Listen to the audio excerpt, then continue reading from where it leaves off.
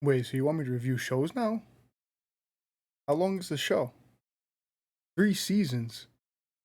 Do I have to make 3 different videos? Do 3 seasons in one videos? What the? With no spoilers? What the fuck?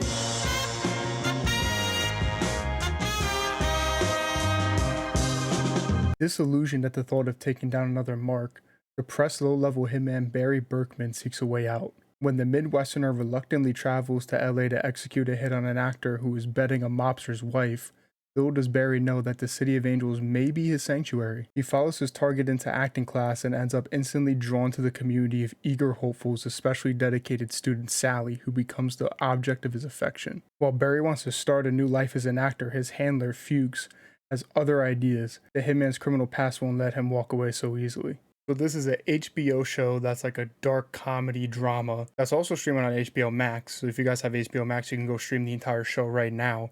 The newest season just came out this year in June, I think. Like I said in the intro, I'm going to be talking about all 3 seasons of the show that have come out so far. I'm going to be talking broadly about the show with no spoilers. Everything I say in this video basically just applies to all 3 seasons of the show. Now, I heard a lot about this show going into it, but the show ended up not being what I was expecting at all, to be honest. Yeah, I thought it was going to be like Dexter, but a comedy, and it kind of is, and it kind of isn't. Like, going into the show, I thought that Barry was a straight serial killer, not a hitman, even though they kind of tap dance on that line every now and then between the two. Let's dive into this, and let me just get something out of the way quick. Bill Hader is fucking incredible in this show. He is so good. You know, I grew up watching Bill Hader on SNL, and he was always my favorite cast member when he was a part of the show. So it's really dope to see him kind of do something different like this. His performance is so layered and so good that even though Barry does a lot of terrible things throughout the show, you still really empathize with him and care about him, at least I did. His amazing performance in this show is basically why the show works and why it's just so good. Really, for any comedy to work, you have to have good performances, obviously, you gotta make people laugh. But when you're doing a dark comedy like this that also has some really serious stuff going on in it, you have to have really good performances to make it work. Luckily, the acting in the show is just phenomenal. Sarah Goldberg as Sally is the main supporting actor in the show, and she's just amazing. Her character goes on a really interesting journey throughout the show. Sally is the best actor in the acting class that Barry joins, and they start to form a nice and kind of complicated relationship with each other. We even got the Fonz in this shit. Henry Winkler's in this show, and he's playing Gene Cousineau, who is the egomaniac teacher of the acting class that Barry and Sally both attend. Even though he does have an ego, he is a nice and caring guy that does genuinely care for his students, and him just being stuck up and like brutally honest just leads to some really funny scenes. And Stephen Roots plays Fuchs in the show, and man, as a character, I don't know how I feel about him, but another great performance. I'm a broken record at this point. Fuchs is the guy who gets Barry into the hitman business, and they have a very complicated relationship, to put things mildly. I definitely have a love-hate relationship with the character. He does a lot of things that I really hate, but he's also pretty funny. He's kind of a 50-50 balance of shittiness and likability in a way.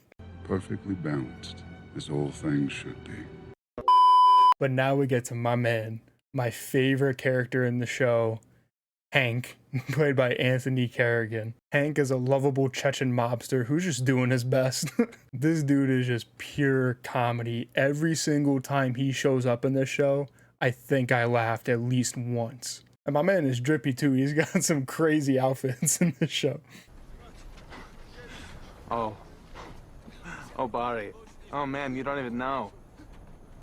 It's about to go off.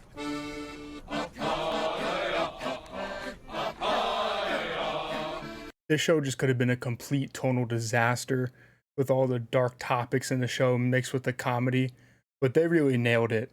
And what's really holding it together and making everything work is just amazing writing and amazing performances just from the entire cast. The comedy doesn't undermine the serious moments, and the comedy always comes at the perfect time for me. Obviously, comedy is one of the most subjective things out there, but I thought this show was hilarious. I like dark, random, and awkward comedy, so this show just clicked with me. The show deals with morality, what makes someone a good person, past trauma, the movie business and Hollywood system overall, and just the modern world that we live in. Because of the great writing in this show, there is a lot to chew on here. It isn't just jokes, there's a lot of substance in this show. What makes the show even more impressive to me is that every episode is only 30 minutes long. The show is all killer, no filler.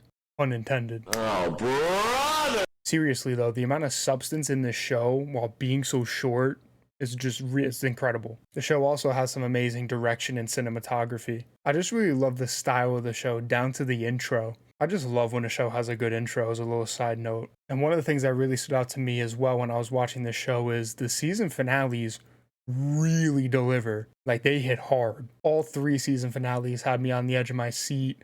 The season 2 one even had my jaw dropped on the floor, and they just really keep you invested in the show, and you always want to see what happens next. And this is going to sound a little weird, but I think the violence in the show is done very well. What I mean by that is the violence that's supposed to be disturbing and it's supposed to hit, it hits. It is disturbing and it's shocking sometimes, but then when they use it more for laughs or in a more comical sense, I found it funny. And that's kind of going back to what I meant by this show could have been just a tonal disaster. They really nailed making the audience feel the right emotions at the right time. I also really enjoy what they're doing with all the characters in the show. I think they all have great arcs and all of their stories are legitimately like interesting. Like, characters for me are what really keep me invested in a show. And since I genuinely really liked all of the characters in the show, it just kept me wanting more and wanting to go back and wanting to keep watching it. I only have a couple flaws with the show, but they're kind of spoilers. So I'm going to be super duper vague here. Just going tiptoe around them spoilers. That's in my fucking microphone. I'm going to be more careful when I'm tiptoeing around the spoilers. I'm just going to shut the fuck. I'm going to get into it now. One that I have with the finale of season 1 was there are dream sequences in the show. And the ending of the finale of the first season, the whole last sequence, when I saw it, I wasn't really sure if it was a dream or if it was reality. Now, I don't know if that's how it was supposed to be or if I'm just stupid, but I literally didn't know if what happened at the end of the season 1 finale actually happened or if it was a dream until the season 2 premiere. So that could be me just being an asshat, or that could be the show being a little unclear of what's really going on. I might have to rewatch that to see. The other couple flaws I have come from season 3. The first is that there's just a couple subplots that aren't the greatest. There's one that kind of goes nowhere, and there's another one that's just a little too repetitive for me, I guess. And my last flaw is for a show that's pretty grounded, that isn't afraid of killing characters off. A character kind of lives through something that they probably shouldn't have, but that character not dying also leads to like some really cool scenes. So I'm like okay with it, but like I said, for a show that has such great writing and that's like done such a great job up to this point of just being realistic, it just felt a little weird to me, I guess. That's really it though. Other than that, I absolutely love the show. Barry is easily one of the best shows I've seen all year, and really just one of the best shows I've seen in general. It masterfully balances its tone, story, and characters with great writing and performances from the entire cast. I really enjoyed watching Barry, and it's clocking in at a 97% on the Bravo barometer. This is the first show I'm reviewing on the channel, and I'm usually pretty awful at watching TV shows, but since this one was so short and so good, I was able to kind of just breeze through this one in a couple days. But that's going to do it for this video, guys. Thank you guys so much for coming out. I really appreciate it. If you enjoyed this review, make sure to drop a like on it and subscribe for more reviews coming soon. If you want to come talk about movies and shows with me, maybe play some games, listen to some music, make sure to head over to my Twitch channel, Johnny Bravo 6. We're live Sunday, Monday, Wednesday, and Friday at around 8 p.m. Eastern time. Thank you guys so much for coming out to this video, and I'll catch you in the next one. Peace out, everybody.